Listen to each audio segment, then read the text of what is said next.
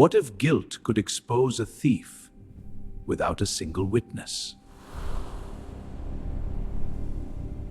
Welcome to this explainer. Today, we're jumping right into the deep end to explore how we can overcome the psychological traps of leadership to build a genuinely committed, super supportive work environment.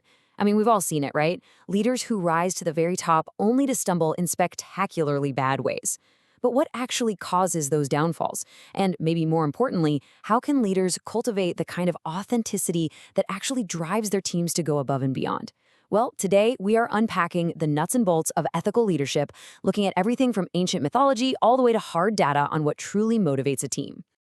To kick things off, Professor Paul Zak perfectly frames this hidden danger of power. He points out that achieving high social status makes it not just lonely at the top, but morally perilous as well. Think about it. The higher you climb the organizational ladder, the more isolated you get from honest, unfiltered feedback. And when that happens, it is incredibly easy to lose your moral compass. We're not just talking about bad people doing bad things here. We're talking about how the very environment of leadership can actually alter human behavior. And that dynamic creates this really dangerous vulnerability gap. Basically, you get overconfident leaders who act with very little self-reflection and end up making massive ethical mistakes. You see, most people have incredibly high opinions of their own character. Because they believe they're naturally moral, they just sort of stop actively evaluating their actions. I mean, think of former Enron CEO Ken Lay or disgraced lobbyist Jack Abramoff. Both of those guys viewed themselves as highly devoted, completely upstanding citizens right up until they were literally convicted felons. This gap between how ethical we think we are and our actual behavior is a trap just waiting for any overconfident leader. Now you might be wondering, hey, isn't this just a byproduct of the modern, hyper-competitive business world? Actually, no. Human nature really hasn't changed all that much. Believe it or not, leadership coaches frequently look back to ancient mythology to pinpoint these repeating themes of human behavior and mismanagement. Take the mythical Ravana from the epic Ramayana. Modern leaders fail in the exact same way he did when they become completely tone-deaf and ignore their team's advice.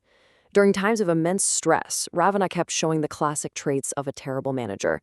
He flat-out disobeyed the counsel of his administrators, he showed zero respect for his staff, and it ultimately caused his wisest manager, Vibhishan, to just up and leave in the middle of a massive crisis.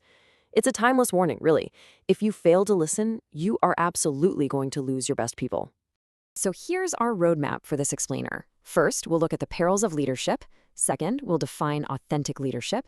Third, we'll cover driving commitment and performance. Fourth, building a supportive environment. And finally, steps for effective communication. Let's get into it. Starting right off with Section 1, the perils of leadership. A really crucial peril of reaching the top is that it often triggers what's called an instant entitlement bias. This makes leaders subconsciously prioritize themselves over the rest of the team. It's wild, but studies actually show that simply telling someone they're the leader of a group causes them to divide resources unequally and keep the lion's share for themselves. We saw this play out in the real world when former Tyco CEO Dennis Kozlowski spent $2 million of company money on a private party.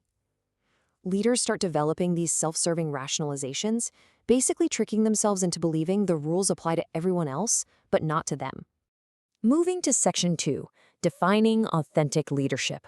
What exactly is the fix for all of this? Well, the antidote is true authenticity. And authentic leaders aren't just being themselves in some vague way. They are actually highly self-regulated.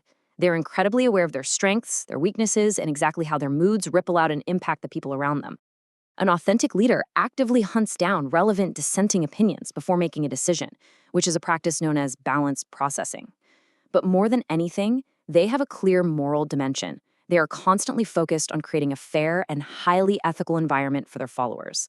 And this goes hand in hand with behavioral integrity. Put simply, it means there is absolutely zero gap between what a leader says and what they actually do.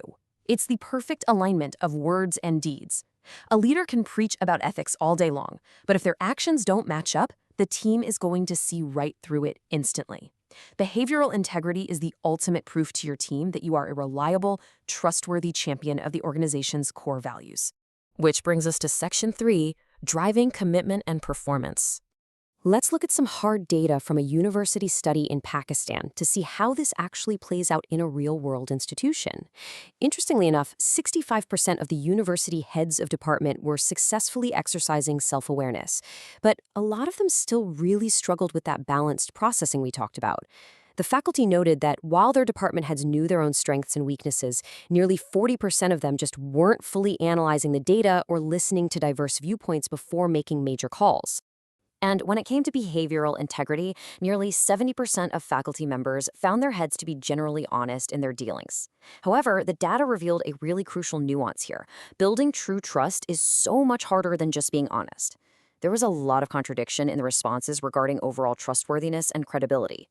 This just highlights that behavioral integrity isn't a one-and-done achievement. It's a very delicate, continuous daily practice. So the overarching takeaway from all this data is crystal clear. Transparent leadership directly motivates faculty, and really any employee, to achieve better results. When a leader acts with strong behavioral integrity, it creates stability in what might otherwise be a totally chaotic workplace. The team sees this perfect alignment of words and actions, and they actually begin to identify personally with the leader. This kind of psychological safety acts as a massive catalyst.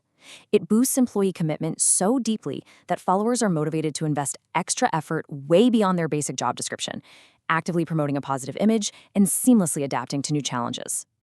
All right, on to Section 4, building a supportive environment. Now, knowing the theory is fantastic, but how do we practically build this supportive environment day to day? Well, it requires moving away from just relying on passive traditions and instead implementing the principled compliance cycle. Think of this as a proactive, continuous loop for creating a safe workplace. The steps are pretty straightforward. You start with strong commitment, getting the right people on the bus. Then you move into active culture management, you build the right physical and communicative infrastructure, you conduct continuous assessment and audits, and then you loop right back around to reinforce that commitment. By actively managing culture in this way, rather than just crossing your fingers and leaving it up to unspoken rules, organizations completely eliminate vulnerabilities and drastically reduce the chances for bad behavior. Too often, companies just rely on tacit assumptions to guide people, but principled compliance demands that you set crystal clear expectations, provide ongoing training, and create safe, entirely anonymous ways for employees to raise concerns. It's really all about building sensible guardrails so that otherwise good people aren't tempted by unchecked opportunities.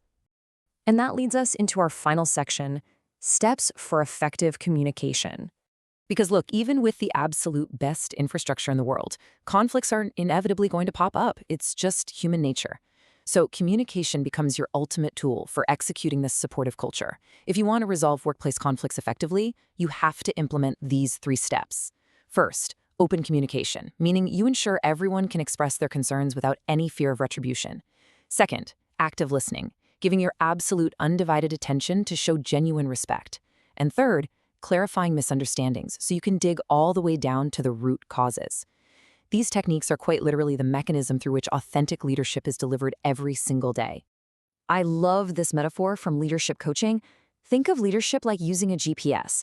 The final destination is never truly final, and the roads you take to get there are going to keep changing along the way.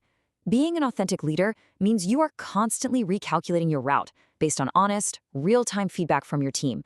You aren't expected to be perfect, and your environment definitely isn't expected to stay static. Your only job is to stay self-aware, process new information fairly, and continuously adjust your approach. So I'll leave you with this final thought to chew on regarding your own workplace and your own personal leadership journey. Think of that GPS. Is your behavioral integrity actively guiding your team forward, or are you leading them completely off the map? Are your words and actions actually aligned? Are you seeking out the wisdom of your team, or have you maybe fallen into that trap of entitlement bias? Just remember, true commitment from your team is never bought. It is earned every single day through authenticity and solid behavioral integrity. Thanks so much for joining me for this explainer, and I really hope you take some of these insights back to your own teams. Business and in life, people may hide the truth with words, but behavior, fear, and conscience often reveal everything. Some stories entertain us, but some stories teach us how people truly think. Watch more powerful stories about business, psychology, wisdom, and life channel.